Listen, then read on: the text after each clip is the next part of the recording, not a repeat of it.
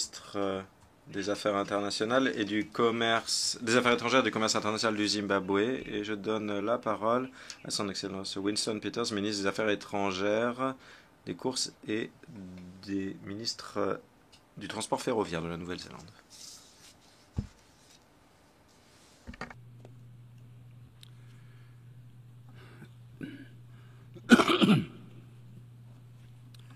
Madam President. Madame la Présidente, il y a 12 mois, lorsque nous avons fait l'allocution de la Nouvelle-Zélande, nous avons dit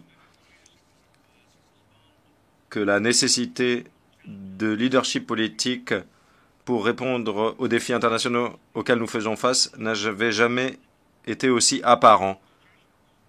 Un leadership politique nécessaire pour rétablir la confiance dans nos institutions nationales et nationales, pour renforcer l'unité, maintenir une cohésion sociale fragile et combler les lacunes lorsque la communauté internationale, par le biais de l'ONU, s'avère incapable de le faire. Au cours des événements de l'année écoulée, ce déficit de leadership n'a fait que se creuser. L'ordre international, qui a pérennisé la paix au cours des 80 dernières années, est au bord de la rupture. L'évolution de l'ordre international, des règles vers la puissance, poursuit sa trajectoire néfaste, tandis que le Conseil de sécurité est dans la pratique paralysé face aux nombreux enjeux géopolitiques dont il est saisi. Cette incapacité à agir, qui est en grande partie le fruit du droit de veto des 5 membres permanents, de profondes conséquences sur la perception de la légitimité au sens large de l'ONU.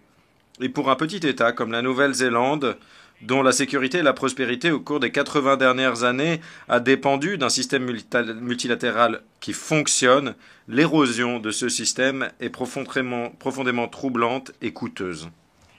L'ONU est une organisation qui s'est énormément étoffée depuis sa création il y a 80 ans, mais son efficacité n'a pas suivi le même rythme. Et donc l'ONU, aujourd'hui, est devenue une cible plus facile pour celles et ceux qui remettent en question l'ampleur de ses ambitions ou qui souhaitent affaiblir le système multilatéral lui-même. L'effort de réforme de l'ONU doit être à la hauteur des défis structurels, budgétaires et géopolitiques actuels. Nous jouerons notre rôle en tant que coprésident de l'examen de la mise en œuvre du mandat, car la Nouvelle-Zélande, en tant que petit État, souhaite que l'ONU mène des réformes audacieuses à même de restaurer son statut auprès des États membres. La Nouvelle-Zélande est vivement troublée par les catastrophes humanitaires à l'échelle mondiale, alors que l'attention de la communauté internationale se concentre à juste titre sur les souffrances à Gaza et en Ukraine. Les crises humanitaires dans des pays comme la République démocratique du Congo, la Syrie, le Soudan et le Myanmar provoquent de vives préoccupations. Nous sommes préoccupés par le fait que les effets de la violence à grande échelle, des déplacements et de la famine soient à la source de cycles supplémentaires de violences intergénérationnelles dans des pays qui sont déjà touchés par l'instabilité politique et les conflits. Près de 17 millions de personnes ont besoin d'aide humanitaire en Syrie. Et il y a le même nombre de personnes déplacées. Plus de 21 millions de Congolais ont besoin d'appui humanitaire. Au Soudan, plus de 30 millions de personnes, environ 65% de la population, ont besoin d'aide humanitaire et de protection urgente. Les services de base se sont effondrés. Les taux de vaccination ont baissé en flèche et la violence, notamment la violence sexuelle, sont endémiques. Quelques 13 millions de Soudanaises et Soudanais ont été déplacés. Au Myanmar, plus de 3,5 millions de personnes sont déplacées à l'intérieur du pays. 22 millions de personnes ont besoin d'assistance humanitaire, ce qui en fait la pire crise humanitaire de l'Asie du Sud-Est. Ces chiffres crus sont choquants, car ce qu'ils racontent, c'est que dans de trop nombreux pays, notre humanité collective est méprisée, voire pire. Nous avons besoin d'un leadership qui ouvre des possibilités, pas qui les étouffe. Un leadership qui persuade plutôt que de contrôler.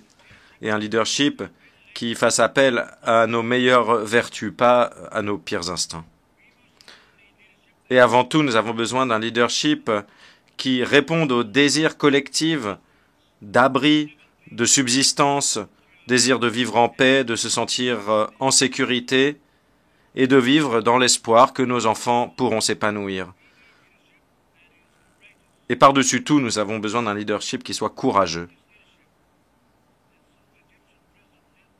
Il y a un exemple de leadership courageux lorsque le président égyptien Anwar Sadat a pris la parole devant la Knesset israélienne à Jérusalem en novembre 1977 pour prôner la paix.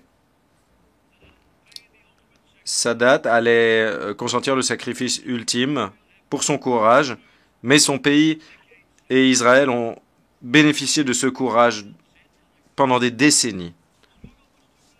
Lors de son discours, Sadat a dit la chose suivante.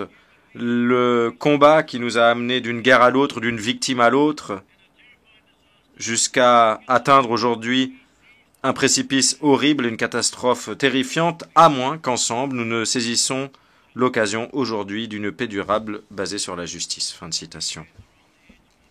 Nous nous retrouvons à nouveau au bord de ce précipice horrible à Gaza. Mais voilà notre question.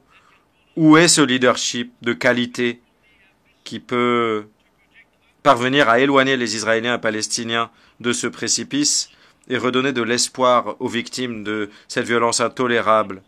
Parce que sans espoir, les spirales de violence qui alimentent et perpétuent ce conflit sans fin ne cesseront pas. Il s'agira plutôt d'un terreau fertile pour les terroristes qui créera une nouvelle génération de recrues pour ceux que nous détestons. Et c'est face à cette situation, c'est en tenant compte de cette situation que le gouvernement de la Nouvelle-Zélande comprend la question du statut d'État palestinien. Question contrariée, la Nouvelle-Zélande est un partisan de longue date de la solution des deux États et de l'autodétermination des Palestiniens. Notre politique de longue date est la suivante. La reconnaissance de l'État palestinien. Concernant la reconnaissance de l'État palestinien, la question n'est pas de savoir si, mais quand. Nous avons pris note des annonces de certains pays en juillet et en août concernant leur intention de reconnaître l'État palestinien cette semaine, ce qui a été confirmé. Nous avons également suivi de près les actions du gouvernement israélien à Gaza et en Cisjordanie suite à ces premières annonces. Et nous avons écouté avec attention les arguments formulés plus tôt cette semaine lors de la conférence sur la solution des deux États.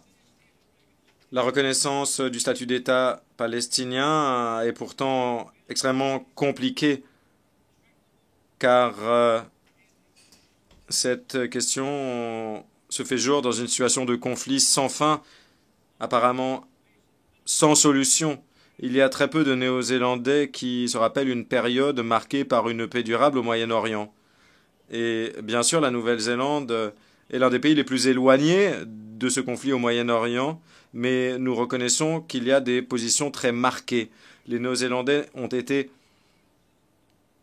effarés par la barbarie des attaques commises par le Hamas contre les citoyens israéliens le 7 octobre 2023, le pire massacre de l'histoire israélienne.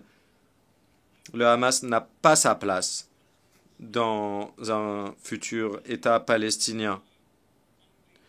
Ils ne connaissent que la haine.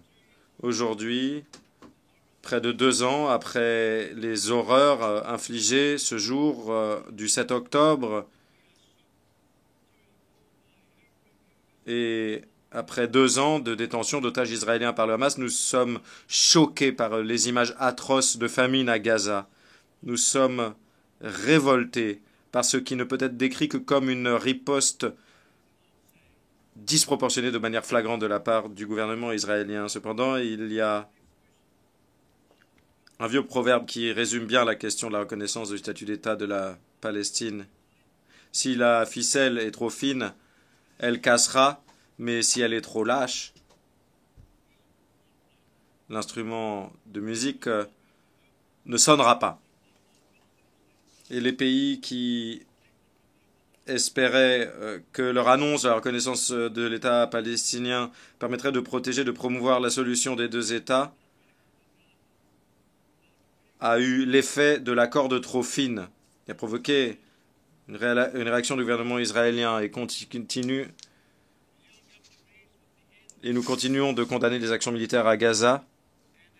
Le gouvernement israélien poursuit ces actions militaires qui sont condamnées à Gaza et continue d'installer des colonies illégales en Cisjordanie au mépris du droit international. Le gouvernement de la Nouvelle-Zélande est d'accord avec les finalités recherchées par les partenaires, reconnaît les bonnes intentions. Nous saluons également le rôle de chef de file des pays qui essaient de mettre un terme à la violence par le biais d'efforts diplomatiques.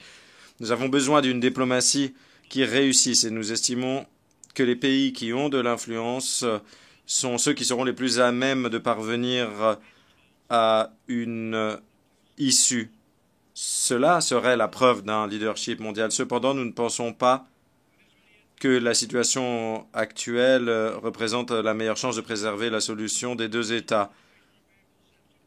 Nous pensons plutôt qu'il y aura une autre situation lorsque le leadership politique des Palestiniens et des Israéliens sera une force positive, lorsque les variables contextuelles auront évalué et qu'il y aura davantage d'intérêt à la paix qu'au conflit, on aura un environnement davantage propice à la reconnaissance de l'État palestinien. Et voilà notre dilemme concernant cette décision de reconnaître le statut d'État de la Palestine, parce que la reconnaissance d'un État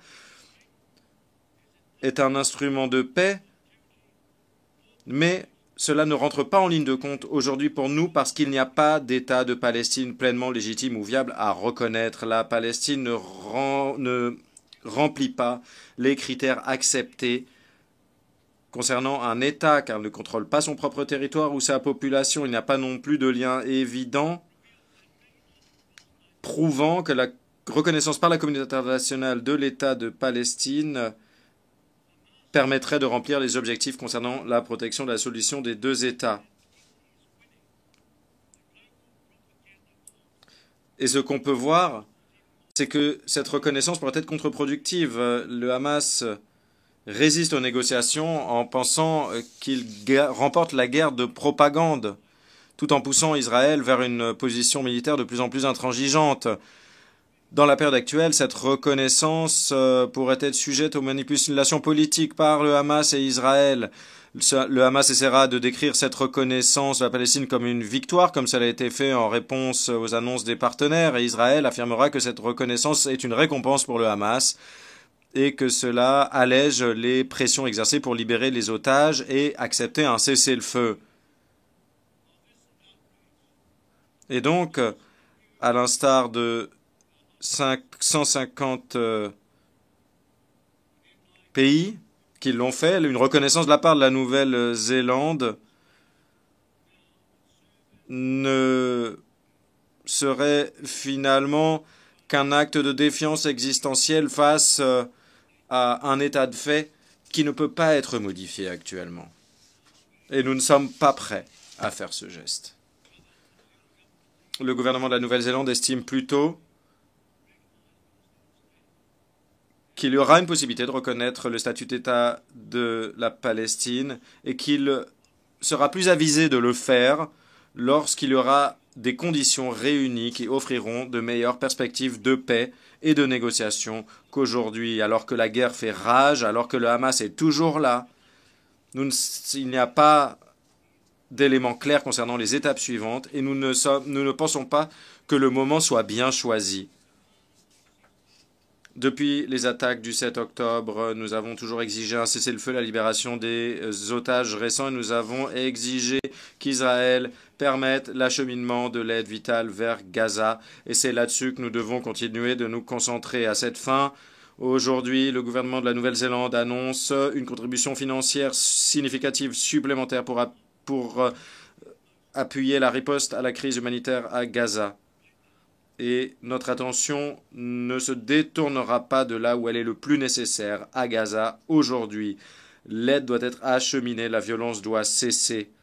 Cependant, au bout du compte, si les dirigeants et leur peuple ne recherchent pas la paix ou ne peuvent pas surmonter leur haine, aucune mesure que nous puissions prendre ne les détourneront de leur trajectoire destructrice et vouée à la perte. Mais si ils souhaitent la paix, s'il y a des actes, et pas seulement une rhétorique, mais des accords, et lorsque le statut d'État émergera avec des institutions pour l'appuyer, la Nouvelle-Zélande alors reconnaîtra l'État palestinien. Chers collègues, nous parlons de déficit de leadership dans ce monde troublé, car cela a à voir avec nos responsabilités en tant qu'États membres, grands ou petits. Nous devons renforcer l'ONU afin, comme le préambule de notre charte le proclame, que nous puissions préserver les générations futures du fléau de la guerre. Notre soutien apporté à l'ONU est resté sans faille depuis la création de l'organisation à San Francisco. Le fait de maintenir l'esprit de San Francisco en vie est une tâche qui nous incombe à tous parce que l'ONU, comme cela a été dit, reste notre meilleur espoir d'une paix future. Et il est grand temps que celles et ceux qui croient dans le multilatéralisme ne fassent pas de compromission, mais combattent pour le défendre. Je remercie le ministre des Affaires étrangères